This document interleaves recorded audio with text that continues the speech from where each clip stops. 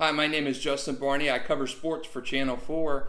And we do a lot of these reading assignments and stuff. We're asked to do things out in the community, and reading to elementary school students happens to be my favorite thing. A little bit different this time, reading to you virtually instead of in the class, but I think we're still going to have a good time. The book I've chosen to read to you today is a great one.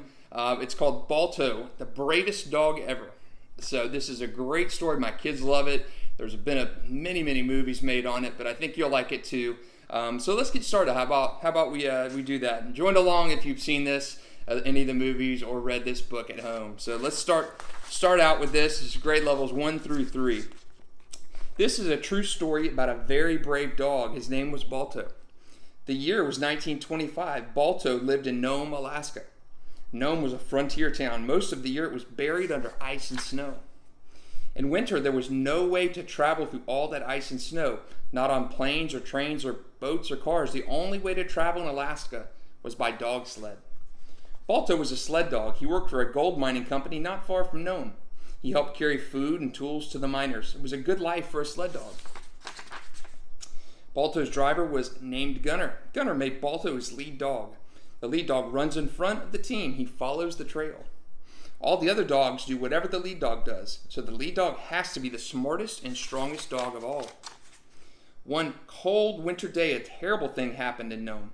2 children got very sick. Their parents called the doctor. He was the only doctor in the whole town. When the doctor saw the children, he was very worried. The children had a terrible sickness. It was called diphtheria. The doctor did not have the medicine he needed. Without the medicine, the children would die. Without the medicine, many other people in Nome would get diphtheria and die too. The doctor knew he had to get some medicine fast. The hospital in Anchorage, Alaska had the medicine, but Anchorage was 800 miles away. The doctors in Anchorage put the medicine on a train, but soon the train got stuck. The train was still 700 miles from Nome. It didn't make it that far. The people of Nome had a meeting. Everyone was very scared. What are we going to do? Asked the doctor. We have to get that medicine. At last, someone said, what about a dog sled relay? One team dogs gets tired, and a new team will be ready to take over. The room buzzed with excitement. That did seem like the quickest way to get the medicine, but the doctor frowned. It will still take about 15 days. That's a long time, too long. Maybe the doctor was right, but there was no other choice. So the mayor spoke over the radio. Please help, he said. We need the best drivers and dogs to help save our town. Gunner heard the mayor on the radio. Gunner knew he had the best dog team and the best lead dog. Balto would come to the rescue.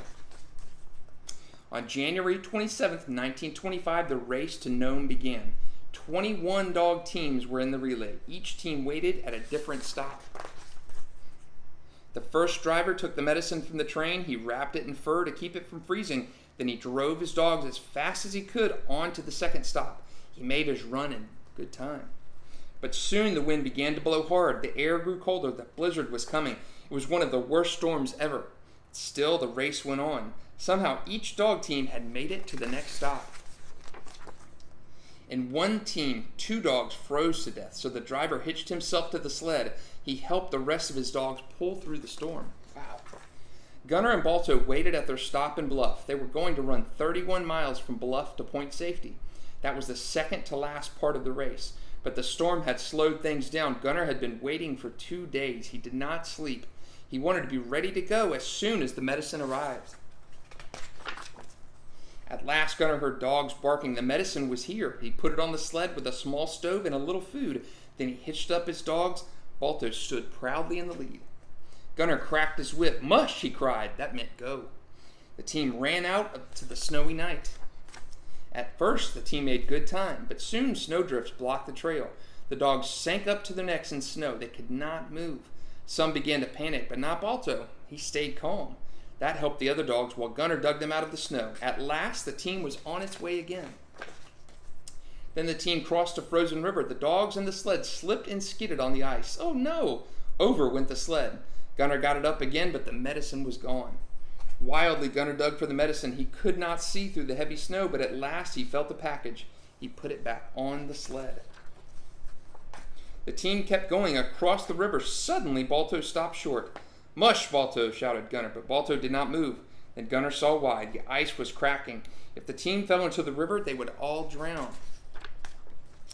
Balto had stopped just in time. "Smart dog," Gunner told him. Then he saw that Balto's feet were wet. If they froze, Balto would never walk again. Quickly, Gunner unhitched Balto from the sled. He led the dog to a patch of powdery snow. Gunner rubbed Balto's paws in the powder. Soon they were dry. Balto was ready to go once more.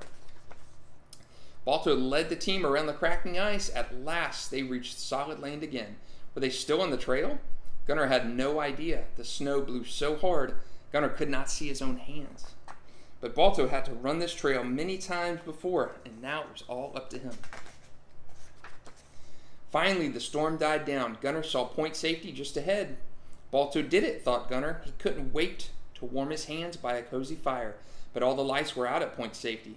Was the next driver there? Gunner did not know. There was no time to find out, so Gunner and Balto did not stop. They had never been so tired, but they raced on through the night toward Nome. It was just before dawn. The sky began to glow. In the town of Nome, everyone was sleeping. Gunner and his team pulled into town. They had made it. Balto was too tired to bark. They had been on the trail for 20 straight hours. They had driven 53 miles. Man, in those snowy conditions and that cold.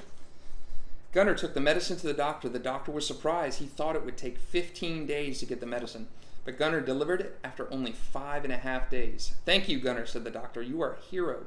"Balto is the hero," said Gunner. "I could not have done it without him." The doctor went right to work. He gave the medicine to all the sick people. In a few days, they would all be well. The town of Nome was saved. All over America, people cheered for Balto. They read about his bravery in the newspaper. Balto was the most famous dog in the world. A year later, the people of New York City put up a statue of Balto. It still stands in Central Park. Lots of children play on that statue. They remember Balto, the bravest dog ever. How cool is that? So that's one of my kids' favorite books. There have been many movies made about it, and I'm glad I got a chance to read with you guys today. Like I've said, my colleagues and I love reading to elementary school students. It's one of our favorite things to do when we're able to get out in public and make some appearances around town. So thank you for letting me read with you today. And I know it's in kind of an awkward time now with missing your friends in school and kind of out of your routine and everything, but it will end very, very soon. And thank you for letting me be a part of your reading assignment today. Bye.